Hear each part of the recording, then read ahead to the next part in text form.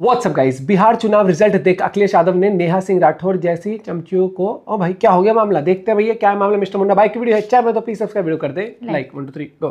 मैं अपने कलाकारों से कहूंगा कोई ऐसा बिहार वाला गाना मत बना देना और हम अपने प्रेस के साथियों से कहेंगे कि कोई गाना कैसा बनाए हमारा मत बता देना। एआई जमाना है, तुरंत बन जाता है गाना। लेकिन मियाँ जी, बिहार में तो कोई एआई गाना नहीं था, वहां तो सब के सब आरजेडी के जातिवादी लवर थे। लेकिन आपका ये डर या वहां से सीखे जो हो ये डर अच्छा लगा, लेकिन आपके डर से क्या होगा जब तक आपके बैल बुद्धि गायक नहीं डरेंगे, क्योंकि वो तो गाना बनाते रहेंगे आपके वाहवाही में और जातियों को भड़काते रहेंगे। और रिजल्ट के बाद पता चलेगा कि जैसे लुटिया भटूरे का डुबाया वैसे आपका भी नाक कटवा देंगे। देखिए, मैं तो ये कहती हूँ कि अगर पुलिस जो है मुझे गिरफ्तार कर लेती है, मुझे सूली पे चढ़ा देती है, मेरा इनकाउंटर कर देती है, तो मैं क्या कर लूंगी?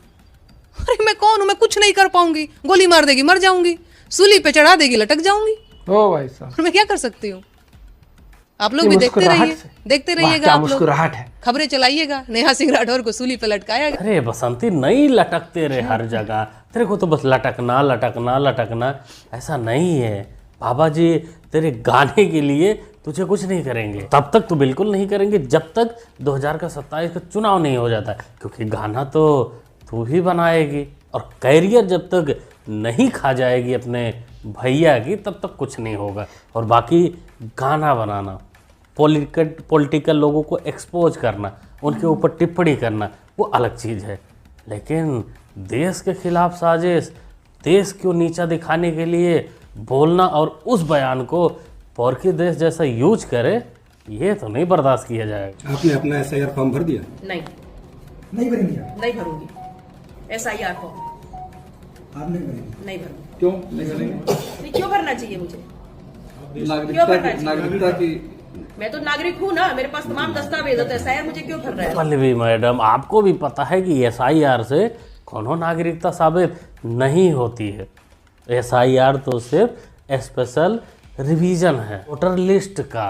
आपको भी पता है, सब कुछ पता है, लेकिन आप समाजवादी में हो तो कैसे आसानी से वो एक स्टैंड लेके खड़े रहना ना उस चीज के ऊपर, बस वो तो करना है ना। अब लोगों को भड़काना ही पड़ेगा कि नहीं एसआईआर में फॉर्म मत भरो, नहीं तो नागरिकता चली जाएगी। एसआईआर के बहाने करोड़ों लोगों को वंचित करना चाहते हैं, करोड़ों लोगों को वोट के अधिकार से दूर रखना चाहते हैं। तो जो भारतीय जनता पार्टी संविधान बना रही है और जो आज संविधान दिवस के दिन बड़े बड़े भाषण दे रहे हैं, उन्हें कम से कम ये निश्चित करना चाहिए कि उत्तर प्रदेश सबसे बड़ा प्रदेश है।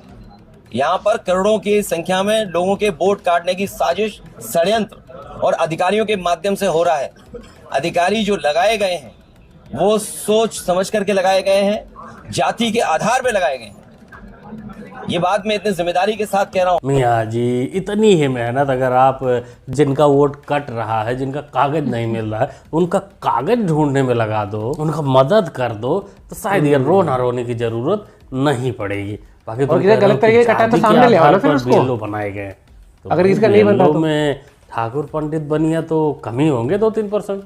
बाकी तो सब अदर जाति के होंगे, वो आपके जो पीडीए में आते हैं, तो वो लोग तुम्हारा वोट कैसे काट रहे हैं। और सबसे बड़ी बात कि जिन 1 करोड़ लोगों का कटेगा वोट, वो तुम्हारे ही वोटर हैं, ये कौन साबित करेगा? वो तो मायावती को भी, ओवैसी को भी वोट कर सकते हैं ना। जो अखिलेश जी कह रहे हैं और भी विपक्ष पार्टी कह रही है, अगर जो और भी प्रूफ चाहिए तो हम और भी दिखाने को तैयार हैं। हाँ। हम प्योर हिंदुस्तानी हैं, हमसे अगर जो 100 साल तक का भी रिकॉर्ड मांगे हम वो भी देंगे। देखो जी, यहाँ मौलाना साहब सारे कागज दिखाने को तैयार हैं, जो कि उतना जरूरत भी नहीं, लेकिन तैयार हैं। लेकिन मियाँ भाई को पता नहीं कौन सी तकलीफ है, कहीं वो ममता बानो वाली वही तो नहीं। ये अब 27 में यूपी का चुनाव है, अखिलेश जी जीतेंगे हारेंगे?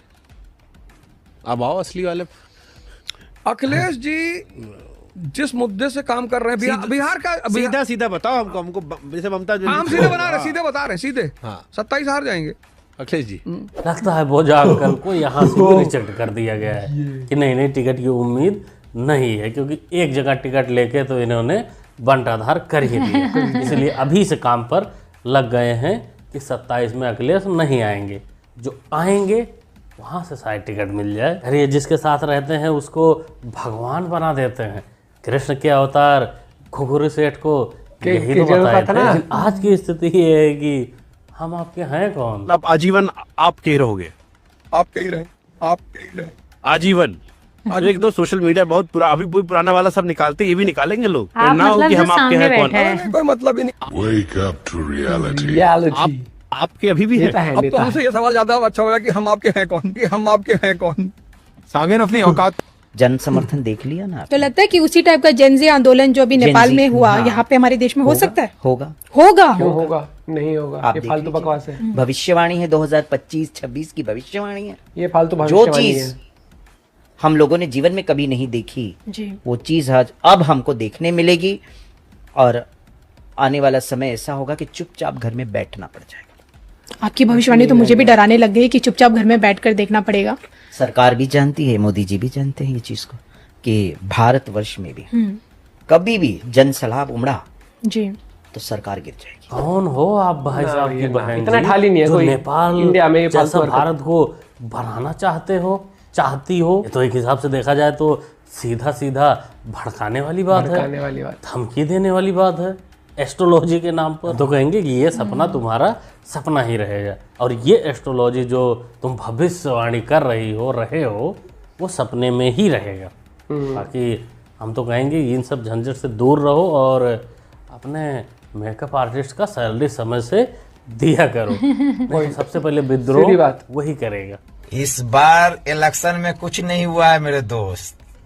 अगला इलेक्शन में देखिएगा, जब योगी जी जो आएंगे ना तो पीएम बनेंगे। पूरे दुनिया में फैला दीजिए इस बात, क्या बात है। और मुसलमान होकर साथ देंगे योगी जी को। अरे मौलाना, ऐसा बोल के काहे को लोगों को डरा रहे हो? पहले से ही फटी पड़ी, कहीं ऐसा ना हो कि उन लोगों को कहना पड़े नहीं नहीं मोदी जी अच्छा है, मोदी जी अच्छे हैं, मोदी जी को ही रहना चाहिए, योगी को नहीं आना चाहिए। ये भी वैसे भी योगी 27 में सीएम बनने के बाद ही जो होगा सो होगा। प्रधानमंत्री 29 में बनेंगे। आप भी इंतजार करो मौलाना, इंतजार का फल मीठा होता है किसी किसी के लिए। अयोध्या में जो राम मंदिर बना है, अगर वहाँ पर हमारे माननीय राष्ट्रीय अध्यक्ष अखिलेश भैया काम कर रहे होते तो ना किसी का मंदिर टूटता, ना किसी का घर टूटता, उसी के ऊपर से पुल निकल के चला जाता, सारे काम अच्छे से हो जाते। लेकिन कहाँ आप अखिलेश यादव जी तो उसका विरोध करने में लगे थे, राम मंदिर को कभी कभी काल्पनिक बताते थे। नहीं, राम मंदिर के भगवान का हम लोग कोई विरोध नहीं करते हैं। देखिए भगवान सबके हैं, हमारे भी। भगवान तो सबके हैं, भगवान उनके भी हैं जो भगवान के भक्तों पर गोलियां चलवाते हैं, और भगवान उनके भी हैं जो मंदिर बनवाते हैं, ध्वजा लहराते हैं। भगवान सबको देख रहे हैं और सबको उसी हिसाब से फल भी देते हैं।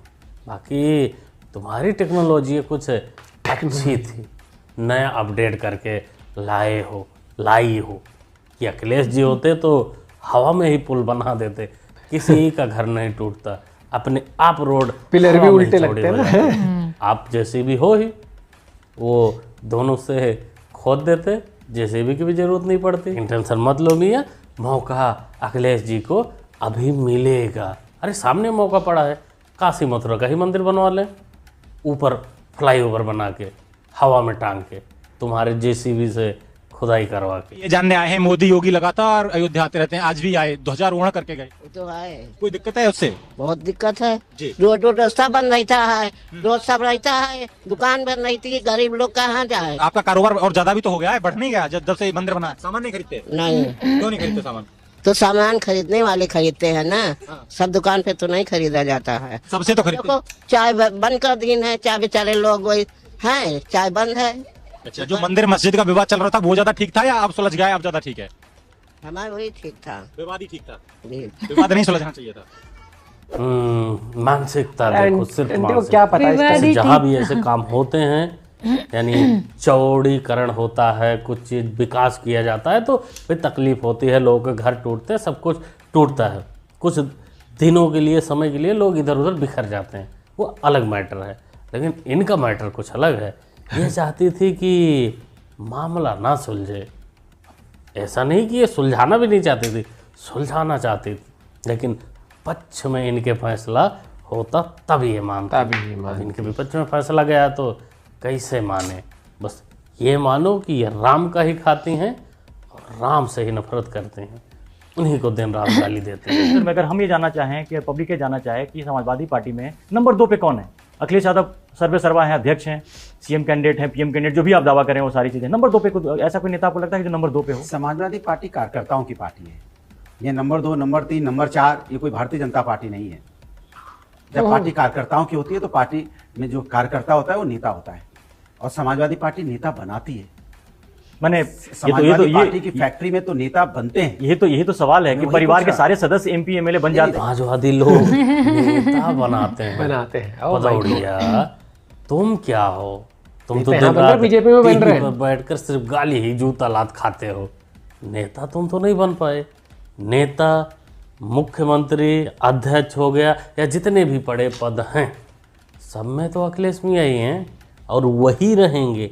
और कोई यादव या किसी भी जाति का, किसी भी बिरादरी का उस पार्टी में ऊपर नहीं हो सकता। बाकी छोटा बड़ा नंबर जो होता है वो होता है, पार्टी में भी होता है, किसी कंपनी में भी देख लो। काम उसी के आधार पे होता है कि किसका नंबर क्या है और किसकी जिम्मेदारी क्या है। जैसे तुम्हारी जिम्मेदारी है गाली खाना टीवी पर बैठ कर, तो तुम अपनी जिम्मेदारी निभाते हो। अब जिसकी जिम्मेदारी है ऊपर बैठ के मलाई खाना, वो मलाई खाता है। बाकी 1-2 नंबर अभी समाजवादी में कुछ तो जेल में हैं, कुछ को बाबा जी ने बेल दे दिया है, तो अभी सारा नंबर अखिलेश मियाँ के पास ही है। क्या कहते हो दोस्तों, क्या समझते हैं आप लोग? बताओ, समाजवादी पार्टी नेता बना भाई। नेता तो हर पार्टी में बनते हैं, पहली बात तो हर पार्टी में बनते। क्या बीजेपी ने, मतलब बीजेपी में आज तक वही 2 नेता थे? लॉजिक और लॉजिकलेस बातें करने में फर्क होता है। ये वही है, टमाटर लेके आए थे डिबेट में एक बार, ठीक है भैया। मुझे लगता है कैमरा सामने है तो सभी ज्ञानी है, कैमरा सामने है तो सभी ज्ञानी है, और सभी ज्ञानी है तो जो अपनी पार्टी के लिए ज्यादा ज्ञान देते हैं, और दूसरी पार्टी या दूसरा व्यक्ति उसको बिल्कुल बेवकूफ़ लगता है। ये तो भैया नॉर्मल है। एक स्पोक्स पर्सन एक पार्टी का होता है, दूसरा वाला को वो हमेशा नीचे दिखाने की कोशिश ही करेगा, ठीक है, चाहे वो अपनी बातों में बिल्कुल ही रॉन्ग हो या बिल्कुल टोटली ऑपोजिट बातें कर रहा हो या बिना सर पैर की बात कर रहे हो, ठीक है। ये चीज़ हमेशा रहती है। और मैं हमेशा ये कहना चाहता हूँ, एक वो आंटी धुरंधर थी, क्या करी? विवाद ठीक था। अरे वाह, या फिर ये कह देना कि ये फैसला गलत था। अपना पॉइंट ऑफ विवाद ठीक से कैसी बातें कर रही है यार। मतलब मुझे सही में ऐसा लगता है कई बार ना, लोग वास्तविकता से अनजान रहते हैं या जानबूझकर अनजान बन के दिखाते हैं कि हम तो चाहते ही नहीं थे, वही ठीक था, या ये फैसला गलत। बहुत गजब लोग हैं इस देश के अंदर, ठीक है। और भाई देखो, वो जो मुस्कुराहट से उन्होंने बोला ना, मेरा तो एनकाउंटर कर दे यार, क्या मतलब? एक भविष्यवाणी हर कोई निकलेगा, एक वो जेनजी वर्ड यूज करना रैलियों में, तो कई और फिर ऐसे भाषण दे देना, सुन लिया वो गलत है। ऐसे भविष्यवाणी करने से बढ़िया किसी बैठ के किसी इंसान की भविष्यवाणी कर ले, वो 2-4 रुपए भी दे देगा तेरे को। अपनी भविष्यवाणी कर लो, सबसे बेस्ट है। अपनी कर लो या अपने मोहल्ले में 2-4 लोगों की कर लो। तुम मत करा करो देश की भविष्यवाणी, जरूरत नहीं है ऐसी भविष्यवाणी की हमें, ठीक है। अपना करो कि लोग भी खुश हो सारे, अरे भाई तेरी नौकरी लग रही, 26 में तेरी नौकरी लग जाएगी।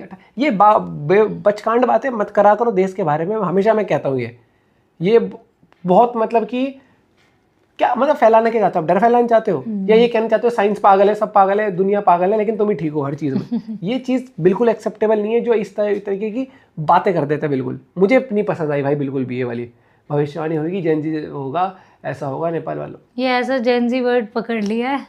अपना पॉइंट भी शेयर करेंगे। Bye, take care.